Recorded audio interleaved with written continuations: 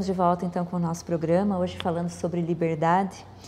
E eu gostaria de salientar que nesse capítulo onde Joana fala sobre liberdade, ela nos coloca aqui muitas das coisas que nós vivemos no nosso dia a dia e que nos oportunizam a vivência da liberdade ou o encarceramento. Então, diante de tudo aquilo que nós podemos ver, estudar e buscar na compreensão das obras que nós estudamos aqui, Joana, as obras básicas, outras obras acessórias da doutrina espírita, nós vemos que essa liberdade está muito na atitude de cada um de nós. E, Júnior, continuando essa questão da liberdade e examinando o grande problema que Jesus mesmo, na época em que ele esteve conosco, nos colocava, né, diante das situações em que ele vivia, quando ele fazia lá os milagres, né, ou nas conversas que ele tinha junto com o povo, ele sabia que essa verdade era uma busca que tinha que se fazer individualmente. E Joana também trabalha muito essa questão da individuação, né, trabalhar o indivíduo. Então, examinando esse grande problema da liberdade, Jesus sintetizou os meios de consegui-la. E ele disse que seria através da busca da verdade. Então, que verdade seria essa? A verdade ela deve ser um objetivo primordial. A gente caminha em busca dessa verdade, desse esclarecimento amplíssimo. Por quê? Porque, em síntese, a verdade é Deus. Ou seja, e não é um Deus que a gente busca do lado de fora, nas coisas. A gente tem que buscar Deus na nossa intimidade, porque nós somos criaturas divinas. E por que somos criaturas divinas? Porque somos criaturas de Deus. Ou seja, se somos obra do divino, consequentemente, temos no nosso germe, cada um no seu germe íntimo, Deus, o seu Deus interior. Então, e o que é buscar esse Deus interior? É buscar atender os requisitos que a nossa própria consciência, porque o próprio livro dos Espíritos, quando Kardec pergunta, onde está escrita a lei de Deus? Na consciência. Exato. Ou seja, todos nós sabemos, maior responsáveis seremos aqueles que teremos mais condições intelecto-morais, mas de maneira geral, todos nós sabemos quando agimos errado. Desde o mais vil criminoso ao homem mais intelectualizado. Todos sabemos a diferença entre agredir e amar. Todos nutrem um sentimento bom por uma mãe. Todos já nutrem ou já nutriram um sentimento de vingança ou de ódio por alguém. Ou seja, a gente tem referencial do bom, do mal, do belo, do feio. Todos, sem dúvida. Porque todos são criaturas de Deus e todos têm na consciência essa lei divina.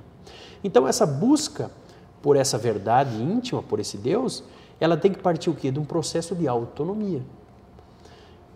Seria impossível que Jesus Cristo, nos 3 anos de pregação, tivesse conseguido atingir tão fortemente ou tão profundamente a humanidade se ele não tivesse independência.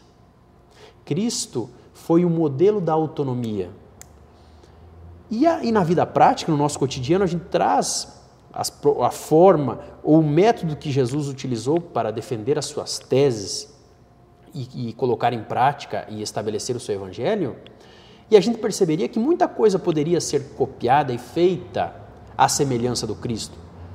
Onde é que nós pecamos?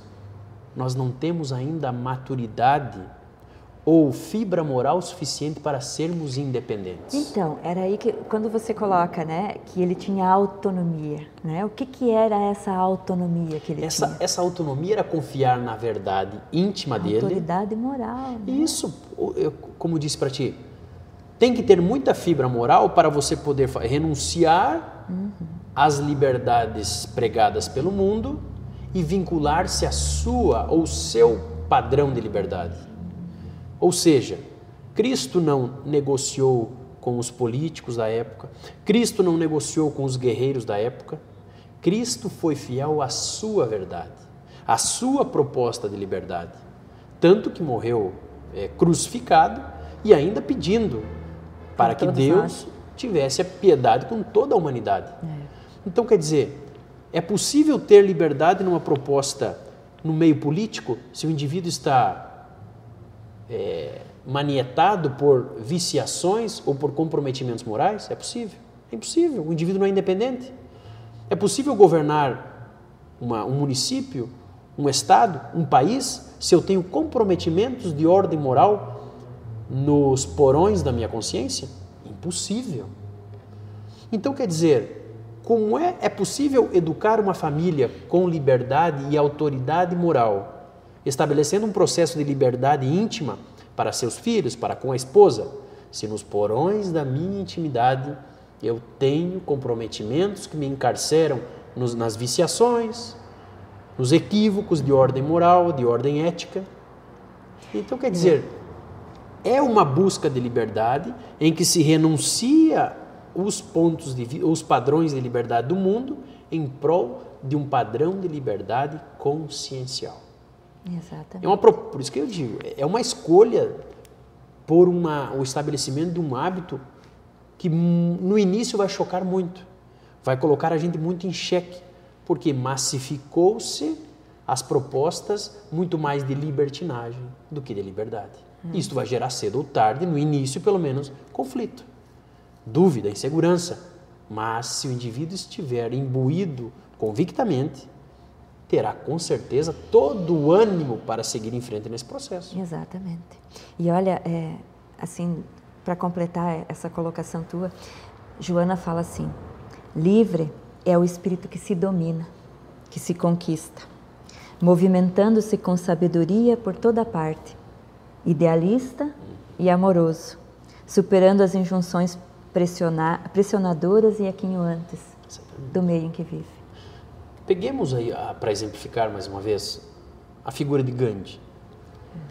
Gandhi foi tratado como para ser bem objetivo, mas as pessoas taxavam ele de fraco, quando ele dizia que eles não deviam, para se libertar do tacão britânico, sim, eles não deveriam devolver a violência com violência. Eles julgavam ele um fraco, um covarde. Mas qual era o seu padrão de liberdade, a sua convicção? Era uma convicção que superou uma onda contrária de padrões de liberdade distorcidos de toda uma população. A proposta de Gandhi, ela iniciou ele contra o resto da Índia e Paquistão. Todos eram contra a proposta dele. Mas o seu grau de convicção, o seu grau de independência, de autonomia moral era tanto que conseguiu suplantar uma ideia contrária à sua e que era inflamada por toda uma população. É como se fosse eu contra todos. O meu ponto de vista contra o outro ponto de vista do resto da população. Liberdade, autonomia, independência, convicção. Porque numa situação como essa, no caso de Gandhi, se olha o que está em torno, né? Se olha o lado material, o lado moral é o lado da ofensa, não da ofensa pela ofensa, não é mesmo? Moral no sentido de me abster de agredir o meu irmão, de devolver com violência, não é moral. Isso. Não é mesmo? E isso demonstra a própria dificuldade que nós temos de entender o que realmente é moral. Defender a honra. Exatamente. Né? Ou seja, não violência hoje ainda é encarado como um processo de covardia. Não, o cara que sofreu uma agressão tem que agredir também. Tem que mostrar que é homem, tem que mostrar que não leva desaforo para casa. E aí nós vamos ao contrário daquilo que Jesus ensinou. E daí a gente pega o tema de hoje, liberdade, e vai percebendo que essas propostas são antilibertárias. Exato. Porque o indivíduo me agride, eu agrido ele. Aí eu não tenho mais liberdade de sair na rua porque ele também agora quer se vingar de novo. Aí ele se vinga. Aí agora nasce em mim novamente um desejo de uma segunda vingança. Então ficam os dois ali sem liberdade, porque os dois saem na rua se cuidando. Daqui a pouco vem meu agressor e me agride. Isso é liberdade? Essas são as perguntas que a gente tem que fazer para a vida e observar os exemplos positivos da vida e perguntar que caminho a gente quer. A gente quer o caminho que todo mundo está seguindo ou o caminho da minha convicção íntima? É uma proposta muito desafiadora, mas é preciso fazer algo diferente para chegar a um resultado diferente. Caso contrário, estaremos passando gerações e gerações ensinando para os nossos filhos que não leve desaforo para casa. Se alguém te bater, você revida. ensinando nossos filhos a serem animais instintivos e não homens inteligentes. E se falando de espírito, de outras reencarnações, trazemos muito disso hoje ainda em nossa vida. Por isso nós vivemos numa sociedade talvez tão combativa, não é mesmo? Porque já espiritualmente, pelas lutas vividas anteriormente, por não sermos de hoje, por sermos reencarnados hoje neste planeta Terra, com tanta violência ao nosso redor, a tendência é justamente despertar essa violência que existe em cada um. E ainda a violência surge muito, se a gente observar reiteradamente, a violência ainda surge como mecanismo para a conquista da liberdade. E que é um paradoxo. Que é um paradoxo, completamente ao contrário. Como é que eu quero ser livre, então quer dizer, eu vou ter que usar da força física se preciso for. Aí nós lembramos de Sócrates, encarcerado. Exatamente. O discípulo dele, mas mestre, tu estás preso. Não, isso aqui são limitações materiais. Sócrates estará, aí voltamos para o início, onde estiver seu pensamento. Mas eles vão matá-lo. Ninguém mata Sócrates, porque Sócrates vive onde for o seu pensamento. Então, quer dizer, é uma visão muito mais ampla, mas é uma visão espiritual da vida. Exato. Uma visão imortalista. Ele sabe que o Sócrates não era o corpo. Sócrates era o espírito que naquele momento animava um corpo. São os nossos grandes referenciais de liberdade. E primordialmente Jesus Cristo, né? Que foi o estereótipo da liberdade, da moralidade, da perfeição, nosso modelo e guia. Que veio nos ensinar a viver o amor que liberta, né? Sem dúvida. Júnior, então, obrigada mais uma vez. Nós estamos encerrando o nosso programa. A você que está em casa e tem curiosidade de saber um pouquinho mais sobre esse assunto, pega o Livro dos Espíritos. Na terceira parte do Livro dos Espíritos, nós encontramos ali a liberdade como lei moral. Tem várias questões, são muito bonitas e muito importantes para que nós possamos fazer uma avaliação realmente de como vivemos essa liberdade. E a liberdade é sempre uma atitude. Quanto mais atitude tivermos de libertação diante das coisas do mundo, das coisas da vida, nos ligarmos mais às coisas positivas da vida, mais liberdade nós teremos. Então, muito obrigada mais uma vez e até o próximo programa.